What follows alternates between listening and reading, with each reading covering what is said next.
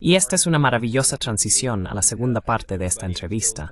Y todavía estoy hablando con Nikolai Petro, nuestro analista de todo lo relacionado con Rusia y Ucrania. Acabas de hablar sobre cómo Rusia está trazando su propio rumbo en este mundo multipolar, y cómo algunos análisis sugieren que el enfoque actual de Estados Unidos podría estar intentando hacer básicamente lo contrario de la estrategia de China de 1973, cuando Nixon estaba normalizando relaciones con China para crear una brecha entre la Unión Soviética y China. Esto podría ser actualmente lo opuesto a eso, intentando normalizar relaciones con Rusia para crear una brecha entre Moscú y Pekín. Y estás diciendo que es poco probable que esto suceda. ¿Podrías ampliar un poco sobre eso? ¿Por qué crees que la trayectoria actual del escenario multipolar en el que estamos es poco probable que incentive a Rusia a seguir ese camino?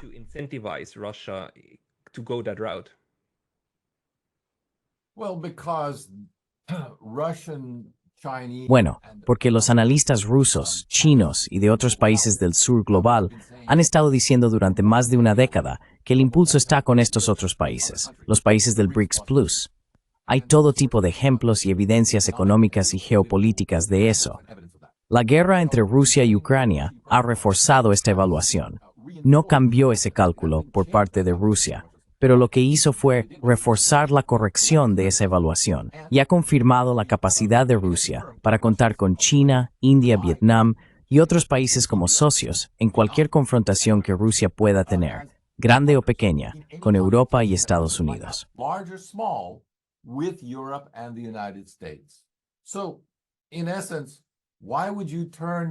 Entonces, en esencia, ¿por qué darías la espalda a socios confiables y volverías a tus antiguos socios que te han traicionado una y otra vez? No hay incentivo. Además, estos nuevos socios están volviéndose cada vez más influyentes, están volviéndose más fuertes por derecho propio. Y Rusia, nuevamente, pienso en Rusia y China en particular, como teniendo una hermosa sinergia económica y política. China tiene una población y una economía en crecimiento. Necesita recursos. Rusia tiene esos recursos para proporcionar per mod, y a cambio ha permitido que China se convierta en un actor importante en sus mercados internos.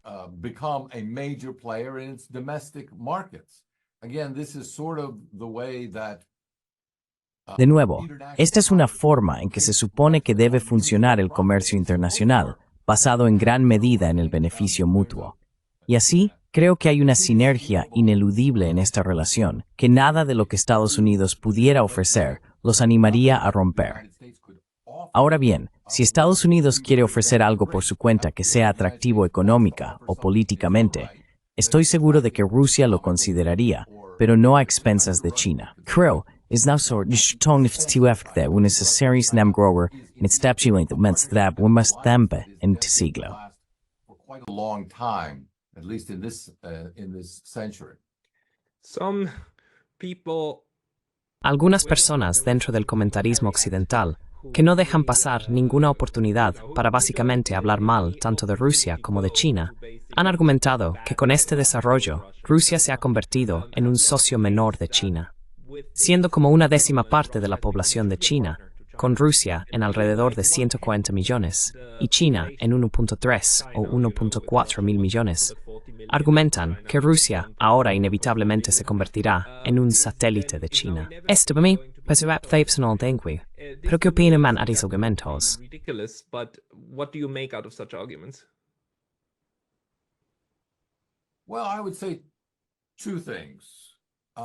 Bueno, diría dos cosas. Es un juego con algún tipo de psicosis colectiva, creo. Hay una suposición de que por razones históricas profundas, que se remontan a casi 1000 años, los rusos temen a los mongoles, y así podemos derivar políticas actuales de ese tipo de trauma psicológico profundo. Creo que eso es débil e inverosímil. De hecho, si miras encuestas de países que son vistos favorablemente por los rusos hoy en día, China está en la parte superior de la lista. Así que no está nada claro de qué están hablando estos analistas en esos términos.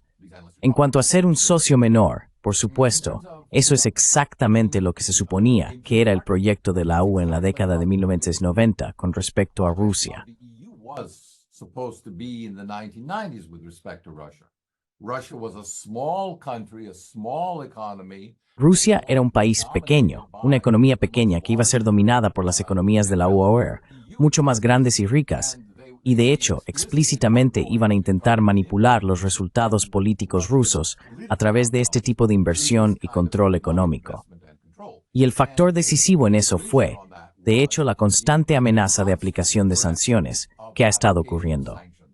Nuevamente, les recordaré a nuestros oyentes, nunca ha habido una generación desde la Guerra de Corea que no haya impuesto algún tipo de sanciones a Rusia, ya sea por parte de Estados Unidos o de sus socios menores en Europa. Así que esa es la relación. Y nuevamente, los chinos han dado un paso adelante y han demostrado ser buenos amigos, mientras que los europeos históricamente no han dado un paso adelante y nunca han demostrado ser socios confiables. Y en algún momento creo, Rematter adivesur de instance, por tal, namer thair y success como un tifta safain. Look to Europe and its advice as reliable advice.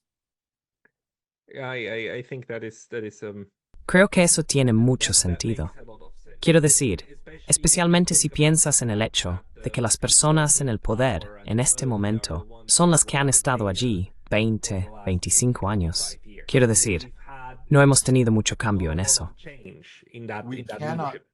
We cannot overlook the No podemos pasar por alto el tesoro que Rusia tiene en su personal político y diplomático de alto nivel. Ellos lo han visto todo. Han tratado con todos los líderes europeos de la última generación y con todos los líderes estadounidenses, así como con China. Así que, en un sentido muy real, tienen la verdadera medida de lo que realmente significa la palabra de un líder europeo, un líder estadounidense y un líder chino con respecto a Rusia. No tienen que adivinar. Experiencia reconozco esto. Estoy seguro que Adams por su personal experience with this, and I'm sure they will be guided by that first and foremost. Why do you think it is that ¿Por qué crees que analistas como tú y yo, y otros en Internet, somos capaces de juntar esta historia y realmente identificar los momentos en que las promesas fueron claramente rotas por todas las partes, cuando los acuerdos fueron desechados una y otra vez? Pero esta capacidad parece faltar o se mantiene intencionalmente alejada de gran parte de la población europea y norteamericana. ¿Por qué es que estas cosas, que son de conocimiento público y que Rusia sigue señalando y repitiendo, no solo se ignoran, sino que se minimizan? Como cuando personas como Jack Matlock recuerdan a otros que sí, hubo una promesa de la OTAN, una promesa de que esta situación no se usaría como arma contra Rusia, y que esto fue roto inmediata y repetidamente. ¿Cómo es que esta comprensión no ha calado entre el público en general, al menos en Europa y América del Norte? among the general public, at least in Europe and North America? There's a discipline in the social science. Hay una disciplina en las ciencias sociales llamada estudios de medios o medios y comunicaciones en algunas universidades. Uno de los aspectos interesantes del estudio de los medios es quién genera nuestro espacio de información, quién lo manipula y cuáles son los resultados. He revisado esta investigación. No es muy controvertida. Es muy consistente, especialmente con respecto a las democracias occidentales, que son las que más estudian los analistas de medios. Todos están de acuerdo, al menos en los Estados Unidos, desde la época de la Guerra de Vietnam, cuando se hizo el primer intento de entender cómo cambiaron las actitudes del público estadounidense, dada la información que se les proporcionó durante el transcurso de la Guerra de Vietnam. They were provided over the course of the Vietnam War. And the leading scholars, Y los principales académicos, W. Lance Bennett de la Universidad de Washington viene a la mente, varios académicos de la Universidad de Missouri, todos están de acuerdo en que nuestra información, la información del público, está curada por la élite mediática. Y esta élite mediática no inventa sus propias narrativas, recibe sus narrativas del gobierno. Entonces, lo que sucede, inevitablemente, es que un reportero y un equipo editorial tienen que obtener su información tanto como sea posible de las fuentes clave de información. Y eso tiene que ser el gobierno. El gobierno les dice cuál es esa información. Un número minúsculo de medios de comunicación hoy en día realmente tiene corresponsales extranjeros, personas que viven y trabajan en un país durante un largo periodo de tiempo y tienen una buena asociación con una variedad de personas del otro lado.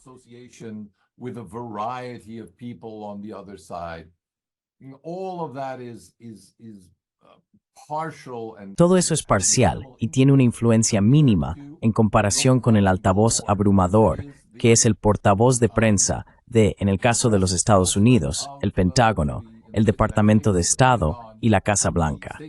Quiero decir, esos están en las noticias todos los días, simplemente alimentando a la prensa con la información que quieren que la prensa cubra. Históricamente, y el profesor Bennett ha señalado esto en el caso de la guerra de Vietnam, no hay críticas a las afirmaciones del gobierno.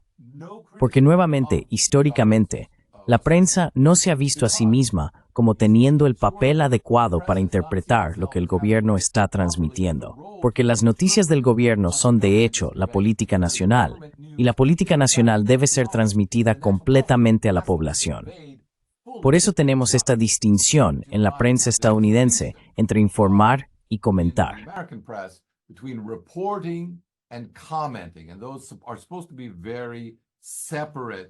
Y se supone que esas son actividades muy separadas y completamente distintas, llevadas a cabo incluso por diferentes individuos en la misma organización, con un cortafuegos entre ellas.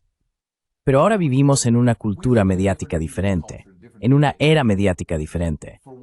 Por un lado, ya no hay distinción entre comentario y reportaje. En segundo lugar, los consejos editoriales ya no, en general, se esfuerzan por estar desvinculados de los eventos. Y uno de los ejemplos de esto es que Jeff Bezos, el propietario del Washington Post, criticó. Dijo que mi periódico, el Washington Post, siempre ha respaldado de manera confiable al candidato demócrata, sin importar qué. Reliably endorsed the Democratic candidate, no matter what. And it is no longer, therefore, credibly impartial. Y por lo tanto, ya no es creíblemente imparcial. Por lo tanto, simplemente ya no realizaremos este tipo de respaldo porque nos desacredita como organización de noticias. Desde entonces, ha hecho más declaraciones que muchas personas en el Washington Post sienten que es una abdicación de sus derechos periodísticos. Sus derechos como periodistas, diría yo, son decirle a la gente qué pensar, educar, iluminar a las masas ignorantes y revelarles cuál es el papel adecuado que deberían desempeñar en las políticas de los Estados Unidos, que los medios de élite, deberían estar determinando. Which the media, the elite media, should be determining.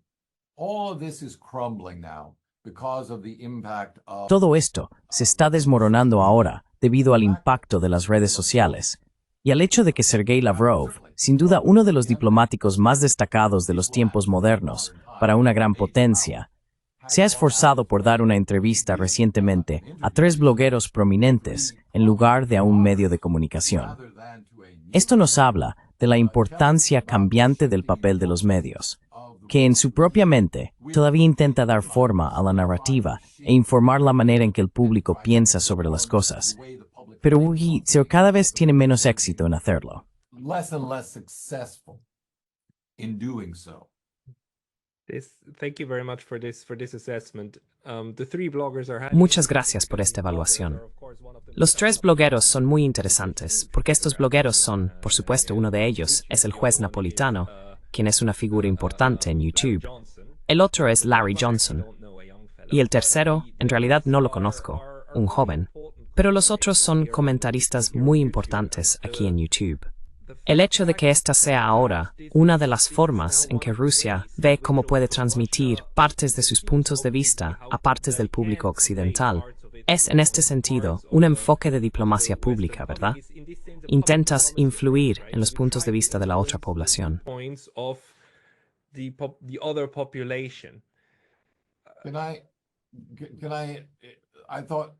Y pensé que este es un momento interesante. Si no te importa, me gustaría interrumpir para hablar sobre una distinción entre Estados Unidos y Europa en este sentido. Estados Unidos, creo, tiene un apego tan fuerte a su primera enmienda, sus principios de prensa libre, que es muy difícil, casi inconcebible, imaginar que voces de este tipo serían suprimidas en Estados Unidos. Así que hay una verdadera rivalidad entre el impacto de las redes sociales y el impacto de los medios tradicionales, aunque los medios tradicionales todavía tienen una mayor influencia en las élites políticas. Eso se debe a la historia, el contexto y los contactos personales. Fueron a las mismas escuelas.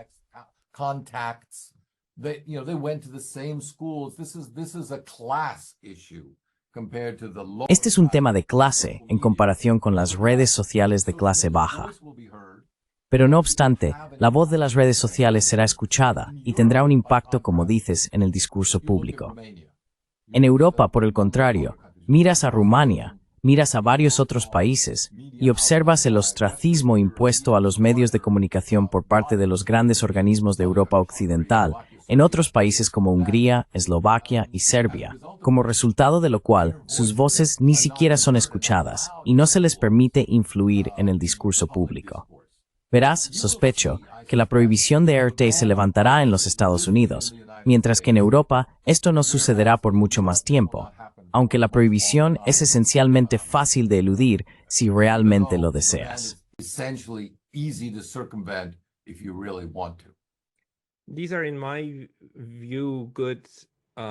Estas son, en mi opinión, buenas maneras de intentar distinguir o descomponer un poco esta noción del occidente colectivo, porque no todos los países actuaron igual. Me resulta interesante que ni Japón prohibió o Sputnik, ni tampoco Suiza. Ambos dijeron, no, quiero decir, eso es ir demasiado lejos. Mientras que la UM se lanzó por completo, al igual que el Reino Unido, en intentar controlar el espacio informativo, porque en realidad tienen mucho miedo de estos contraargumentos. Pero tal vez permíteme, en los últimos 10 minutos que nos quedan, preguntarte también sobre lo que ves dentro de Rusia y Ucrania en el proceso político que están atravesando.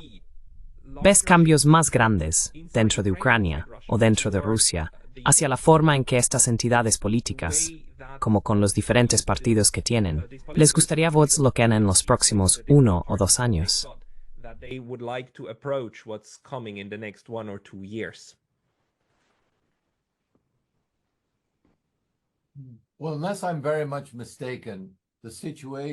Bueno, a menos que me equivoque mucho, la situación en Ucrania es volátil.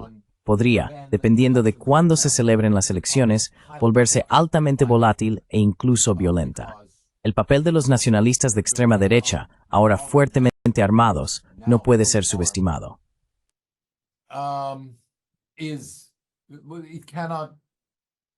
It cannot be overestimated. We really need to be Realmente, necesitamos preocuparnos por un nacionalismo revanchista que influye en la política, quizás no de manera abierta, pero ciertamente desde las sombras, como lo hicieron una y otra vez para sabotear los acuerdos de Minsk II. Básicamente intimidaron al régimen de Poroshenko cuando estaba dispuesto a participar en negociaciones.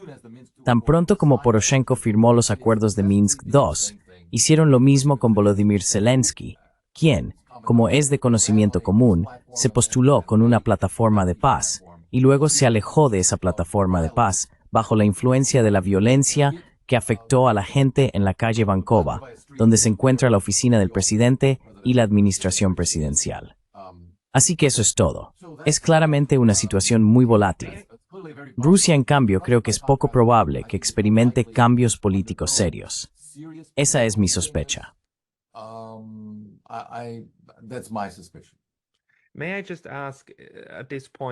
Puedo preguntar en este punto, porque el hecho de que Poroshenko firmara los acuerdos de Minsk I y II y luego los incumpliera de inmediato, y que Zelensky se presentara con una plataforma de paz, pero luego también la incumpliera de inmediato, y hoy diga prácticamente lo contrario de lo que solía decir hace 5 o 6 años, es tomado por mucha gente como una señal de que estas personas no son de fiar. Son mentirosos. Dijeron cosas intencionalmente que no querían decir, y ahora están mostrando su verdadera cara. Mientras que cuando te escucho, parece que insinúas que la facción nacionalista de extrema derecha de Ucrania, como también señalaste en tu libro, simplemente tiene una influencia desproporcionada por la pura disposición a usar violencia extrema. No son sus números. Extreme violence. It's That not their it numbers, shifts it's this. You have reached that Harang. yeah. It's a willingness to use force. Is this still Es una disposición a usar la fuerza. ¿Sigue siendo este el caso? Y es así como interpretas los cambios de Poroshenko y los cambios de Zelensky. No es necesariamente que mintieran. Es que básicamente fueron obligados a cambiar bajo amenaza. basically forced to change? What you're saying, and I agree with, Lo que estás diciendo, y con lo que estoy de acuerdo, es simplemente sentido común. Los políticos responden a sus incentivos inmediatos. Un político podría querer algo diferente, pero bajo la presión de las circunstancias actuales, podría ser la amenaza de cortar la ayuda, una amenaza a su familia o una amenaza a su carrera política. Hay todo tipo de amenazas e incentivos que son simplemente parte de la vida cotidiana de las negociaciones políticas, ya sea que estés negociando la aprobación de un proyecto de ley o un tratado de paz. Realmente no hay una diferencia fundamental en eso. Ya sea que estés abogando por $10,000 millones más para ayuda médica, financiamiento para la investigación del cáncer o el fin de los combates en una zona particular del país, siempre te envolverás en ideales nobles y promesas de cómo esto va a transformar la vida de todos. and promises of how this is going to transform everyone's life. But the bottom line that every politician Pero la conclusión a la que llega todo político que ha estado en el cargo y ha tenido que pasar más de unas pocas semanas tratando con otros políticos es que todo es negociación. Es mejor no dejarse llevar por las emociones porque no convencerán a tu interlocutor y de hecho debilitarán tu caso y tu capacidad para alcanzar un acuerdo exitoso si hablas de la misma manera con otro socio negociador que con la prensa. Son simplemente funciones diferentes. Tratas directamente, uno a uno, sobre asuntos en los que realmente estás dispuesto a comprometerte.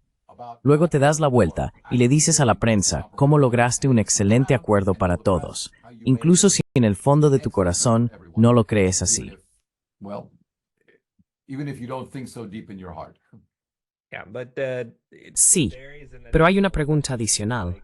Si la gente no es la prensa, sino los nacionalistas de derecha, esperando con palos y armas tus declaraciones, ¿verdad? your pronouncements, right? Well, but then they're easier. Bueno, pero entonces son más fáciles de manejar porque sabes que están tratando de atraparte. Y siempre he argumentado que la paz interna en Ucrania nunca puede ser segura, a menos que la derecha violenta sea desarmada y esencialmente neutralizada. No hay ningún país en el mundo donde este tipo de electorado violento, disruptivo y no elegido pueda intervenir en el proceso político. Quiero decir, de eso se trataron los disturbios del 6 de enero en los Estados Unidos, y fueron etiquetados correctamente, probablemente como traición, como un intento de golpe en este país. At a coup in this country. So after World War II, there were Entonces, después de la Segunda Guerra Mundial, había partidos de derecha en muchos países del eje. Eventualmente, esos fueron ciertamente privados de la capacidad de armarse y fueron marginados en el espectro político para empujar a los partidos políticos hacia el centro y establecer un consenso social más amplio en el centro. La debilidad de la sociedad ucraniana es que, a lo largo de los últimos 30 años, ningún gobierno se ha sentido lo suficientemente fuerte como para contener a sus propios extremistas violentos. Ese problema ya no se puede posponer indefinidamente. El gobierno tiene que lidiar con eso directamente en algún momento. The government has to deal with that directly at some point. Yeah. The difference, I think, between the ultra-right-wing La diferencia, creo, entre los ultranacionalistas de derecha de Ucrania y los insurrectos del 6 de enero en los Estados Unidos es que en el caso de Estados Unidos llegaron al Capitolio sin armas, ¿verdad? Mientras que en Ucrania sabemos que están armados. Están hoy más o menos armados que, digamos, hace 3 o 4 años. Porque según tu análisis, la diferencia es enorme. because Certainly according to your more. analysis, the difference is huge. Certainly more because Ciertamente más porque sabemos de grupos organizados que se han unido o afiliado a las Fuerzas Armadas de Ucrania y se les han dado armas. También hubo un momento al principio del conflicto cuando el gobierno distribuyó armas pequeñas y armas a ciudadanos individuales, y estoy seguro de que un cierto porcentaje de esos eran grupos de extrema derecha. Desde principios de la década de 1990, han acumulado almacenes y escondites de armas para sí mismos, porque uno de sus objetivos, en el caso del gobierno, es la amenaza de que si el gobierno persigue políticas que la derecha considera que no están en el interés nacional de Ucrania, se reservan el derecho de derrocar al gobierno en el interés nacional de Ucrania. Esa ha sido una declaración de política consistente desde antes de 1991. Hade este grupo Smyrnobor stis minith en the thread termin strain. 1991, when these groups were originally set up in the 1930s. Jesus Christ, that reminds me so much of how the Jesucristo. Second World War Eso me recuerda mucho a cómo terminó la Segunda Guerra Mundial en Japón, donde al final los oficiales de menor rango querían derrocar a los oficiales y generales de mayor rango, porque decían que si querías rendirte a los Estados Unidos, eras un traidor, y necesitábamos proteger al emperador de sí mismo, quien acababa de decir que quería rendirse. Pero eso deja una pregunta muy importante abierta. Quiero decir, incluso si Washington, Donald Trump, Moscú, Vladimir Putin y Kiev, el señor Zelensky, todos ellos están de acuerdo. Bien, detengamos esto, rindámonos o simplemente terminémoslo. ¿Quién tendría el poder de desarmar a estos grupos nacionalistas de extrema derecha, que si llegara a esto, realmente comenzarían una segunda guerra civil interna e intentarían simplemente eliminar cualquier cosa en el camino? ¿Quién podría desarmar a estas personas? It would have to be the Ukrainian military with the support. Tendría que ser el ejército ucraniano con el apoyo del gobierno ucraniano. Y aquí tenemos un imponderable, una pregunta para la cual no tenemos respuesta. ¿Se alineará el ejército ucraniano con el gobierno electo y validará su autoridad? ¿O se alineará con la extrema derecha si grupos de extrema derecha hacen un esfuerzo por derrocar al gobierno en interés de este tipo de visión nacionalista del país? Creo que esta amenaza no debe descartarse, sino que es muy real. Potencialmente, si se evalúa que las negociaciones de paz no están proporcionando a Ucrania una forma de eventualmente recuperar sus territorios. Eventually recapture its territories, perhaps not immediately, but certainly down the road. So it has Quizás no de inmediato, pero ciertamente en el futuro. Así que tiene que ser. Y esto es, por supuesto, una de las principales demandas de Rusia. Quiere una paz, no un alto el fuego, una paz a largo plazo. Y eso es algo que los nacionalistas tienen todo el interés en evitar, especialmente por su propio futuro político. Si no hay un conflicto permanente con Rusia, ¿por qué votaría cualquier ciudadano promedio, pensando en el bienestar de su familia y de los hijos de sus hijos, por una confrontación perpetua y esencialmente por el empobrecimiento en una Ucrania que está en pie de guerra permanente? in a Ukraine that is on permanent war footing. Sorry for keeping you so long, but this is so important, you know. Lamento haberte retenido tanto tiempo, pero esto es muy importante. ¿Crees que Moscú y Washington aprecian este estancamiento político o la amenaza muy real de que a Ucrania le falta la coherencia institucional para rendirse o para reducir su postura de guerra? Que simplemente es incapaz de hacerlo, ¿verdad? Estallará en otra forma de guerra civil y luego continuará. ¿Existe esta apreciación en Washington y Moscú o no? Is this appreciation there in Washington and Moscow or not? I don't know, and I wouldn't say that it's a done deal. I mean, No lo sé. Y no diría que es un trato hecho. Quiero decir, creo que hay un riesgo allí. Podría ser. Sí, podría ser. Y sospecho que hay formas en las que se podría ofrecer apoyo a Ucrania, y el gobierno institucional de Ucrania podría ser apoyado en sus esfuerzos si decide luchar contra los elementos extremistas. Pero lo que te estoy diciendo y prediciendo con confianza es que esta lucha tendrá lugar, y espero que el gobierno institucional en Ucrania tenga éxito en esto, domando y eventualmente no erradicando por completo, pero ciertamente minimizando el papel de la extrema derecha militante a niveles que se consideran tolerables en las democracias occidentales. En este momento, ese no es el caso en Ucrania. Right now, that is not the case in Ukraine. Well, these are very Bueno, estas son preguntas muy difíciles. Es una situación muy complicada. Pero muchas gracias, Nikolai, por arrojar algo de luz sobre esto. Porque creo que estas complejidades del proceso político interno son algo que constantemente se pasa por alto al mirar solo el panorama general. Y tú eres una de las personas que puede arrojar luz sobre esto. Las personas que quieran leer más de ti, ¿deberían ir a tu página personal o dónde publicas? Your personal homepage, or where do you publish it? Yeah, my website. simisiburouter.net. .net. Okay. Everybody Está bien. go to MP. Tavijanai Patrementu Natuantum, Aikalai Samingbi. Nikolai Petro, muchas gracias por tu train. Thank you very much for your time today. Gracias. You-